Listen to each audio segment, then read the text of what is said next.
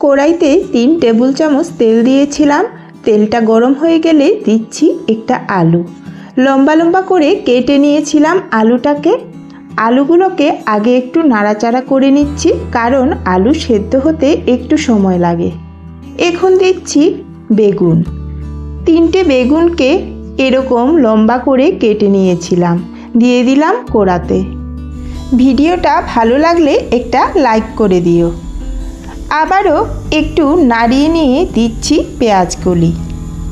এখানে 4টে পেঁয়াজ কলিকে 1 ইঞ্চের মতো লম্বা করে কেটে রেখেছিলাম। আলু বেগুনের সাথে এটাকেও দিয়ে দিলাম 1 চা চামচ নুন, হাফ চা চামচ থেকে একটু কম হলুদ গুঁড়ো। এবার সব কিছু ভালো করে মিশিয়ে নেব। ডিনারে এই ঠান্ডার মধ্যে যদি বেশি ঝামেলা করতে ইচ্ছে না করে, তবে 10 মিনিটে এই রান্নাটা তোমরা করে নিতে পারো। ভীষণ টেস্টি হয় খেতে। এখন 5 মিনিটের মতো কম আঁচে ঢাকা চাপা দিয়ে রেখে দিলাম। এতে আলু সেদ্ধ হয়ে যাবে। মাঝে নাড়িয়ে দিও। 5 মিনিট পর ঢাকাটা তুলে নিলাম। এখন দেখো সবজিটা মজে এসেছে আর আলুটাও সেদ্ধ হয়ে গেছে।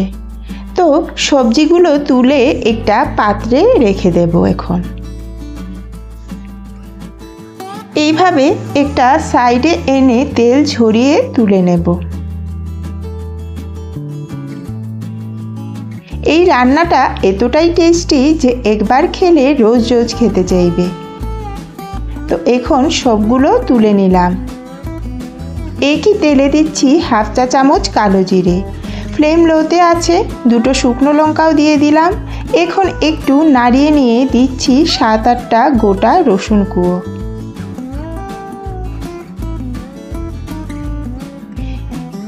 একটু নাড়াচাড়া করে রসুন থেকে একটু ভাজা ভাজা গন্ধ বেরিয়ে এলে দিচ্ছি একটা ডিম। তো কালো জিরে রসুনকে একটু সাইডে সরিয়ে রেখে ডিমটা দিয়ে দেব।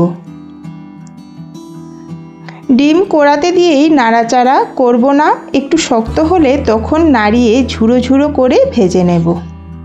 এইভাবে ডিম দিলে এই রান্নাটার স্বাদ আরও অনেক বেড়ে যায়। তো ডিম ভাজা হয়ে গেছে। এখন দিচ্ছি একটা কুচনো পেঁয়াজ।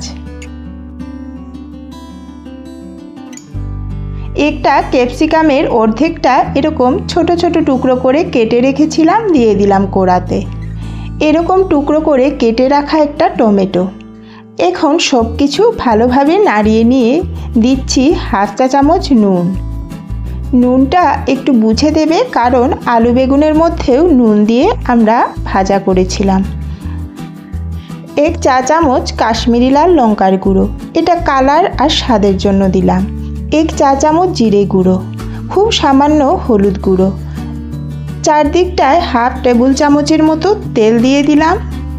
এতে সব কিছু সুন্দরভাবে ভাজা হয়ে যাবে।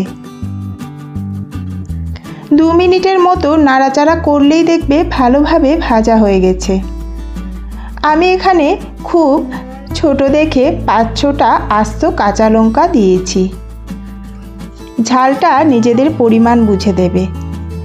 2 মিনিটের মতো ভেজে নিলাম। এখন দিচ্ছি ভেজে রাখা আলু বেগুন।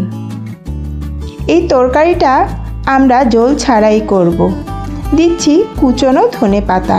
তোমরা চাইলে চাট মশলা বা গরম মশলাও দিতে পারো। সব কিছু ভালো করে মিশিয়ে নিচ্ছি। লো ফ্লেমে 2 মিনিটের মতো রান্না করব। এই তরকারিটা তোমরা রুটি, পরোটা বা ভাতের সাথেও খেতে পারবে। অসাধারণ লাগবে।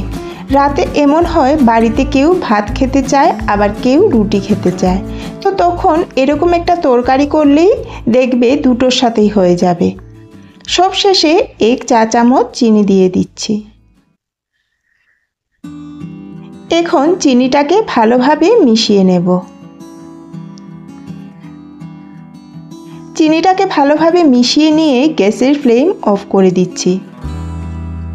আশা করছি আজকের রেসিপিটা তোমাদের খুব কাজে আসবে।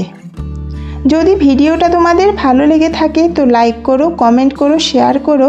আর আমার চ্যানেলের নতুন নতুন ভিডিও দেখার জন্য চ্যানেলটাকে সাবস্ক্রাইব করে দিও। এখন সার্ভ করার জন্য একটা বাটিতে আমি তরকারিটা নিয়ে নিচ্ছি।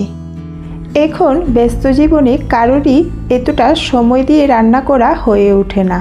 তো এরকম সহজ রেসিপি দেখতে হলে ঝটপট সাবস্ক্রাইব করে নাও এই চ্যানেলটাকে।